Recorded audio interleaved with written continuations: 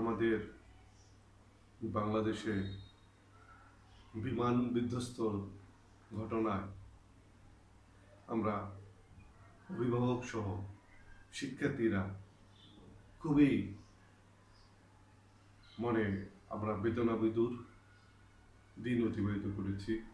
আজকে থেকে 7 দিন আগে ঘটনাটা ঘটলেও আমাদের মনের মধ্যে বিরাজ করছে সেই বেদনাবিধুর ঘটনা। মিডিয়ায় যেভাবে এটা প্রচার করছিল এটা কিন্তু ভালো না। আমার মতে মিডিয়ায় এত প্রচার করা দরকার নাই। তবে এই উদ্ধার কার্য সম্পূর্ণ করার জন্য কাদের কিভাবে উদ্যোগ নিলে উদ্ধার কার্য ভালোভাবে হতো, বাচ্চাদের ট্রিটমেন্টটা ভালো হতো, সেই বিষয় নিয়ে আমাদের বারবার এই ধরনের নিউজ প্রচার করা উচিত ছিল। আমি জানি অনেক পিতামাতা ভারাক্রান্ত হয়ে তারা বিভিন্নভাবে তাদের ফেসবুক পেজে লিখছেন। আমি একটি চিঠি পড়ে খুব হতবাক হয়েছি, যেটা হচ্ছে সায়নের মা চিঠিতে লিখেছেন। এই চিঠির বিষয় নিয়ে আমি পরবর্তীতে আরেকটি ভিডিওতে কথা বলবো। তবে এখন যেটা বলছি,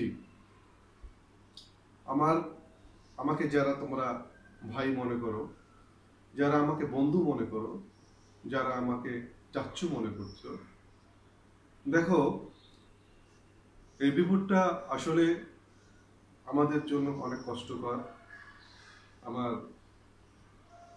অনেক নিকটাত্মীয় চলে গেছেন এখান থেকে। আর এত বড় দুর্ঘটনা বাংলাদেশের জন্য খুবই একটা করুণ।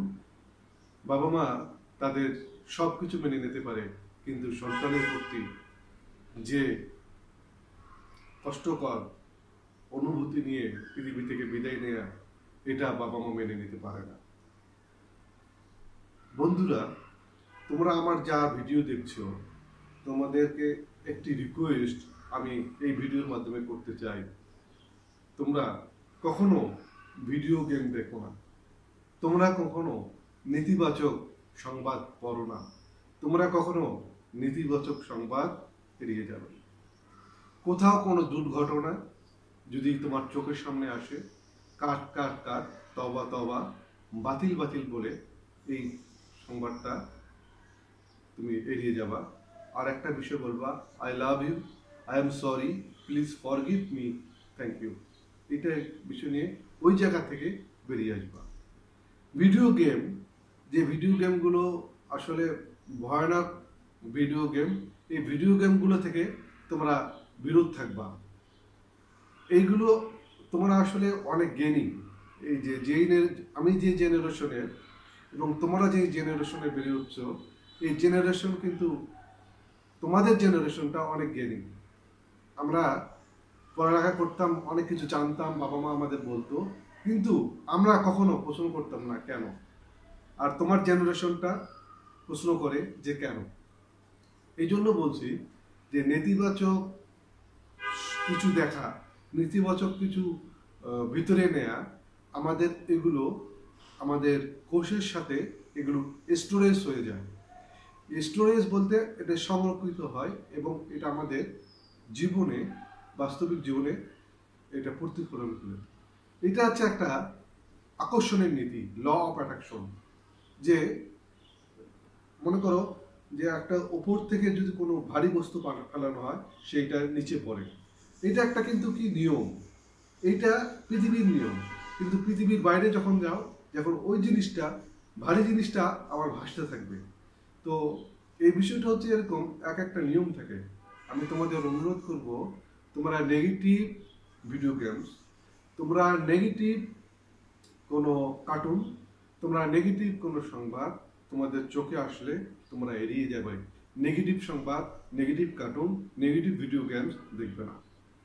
আর তোমাদের যারা আমরা আত্মীয় আমাদের বাচ্চা কাচ্চা হারিয়েছি, তাদের জন্য দোয়া, প্রতি মুহূর্ত আমাদের করতে হবে, এবং ওরা যেখানেই থাকুক, যেভাবেই থাকুক, ভালো থাকুক।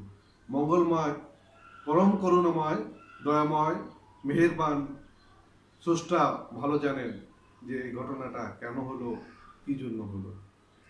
তো আমি তোমাদের বলবো, নেতিবাচক ভিডিও, নেতিবাচক কার্টুন, নেতিবাচক ভিডিও গেমস কখনো স্পর্শ করবো না, কখনো দেখবো না। বাবারা, আমি তোমাদের চাচ্ছু, বাবারা তোমরা আমার ভাই, বাচ্চারা আমি তোমাদের অনেক ভালোবাসি। তোমরা নেতিবাচক সংবাদ থেকে, নেতিবাচক ভিডিও গেমস থেকে, নেতিবাচক অর্থাৎ ভয়ঙ্কর দৃশ্য সংবলিত কোনো দৃশ্য থেকে তোমরা অ্যাভয়েড করবা, এটা আমার রিকোয়েস্ট। ভালো থেকো, সুস্থ থেকো।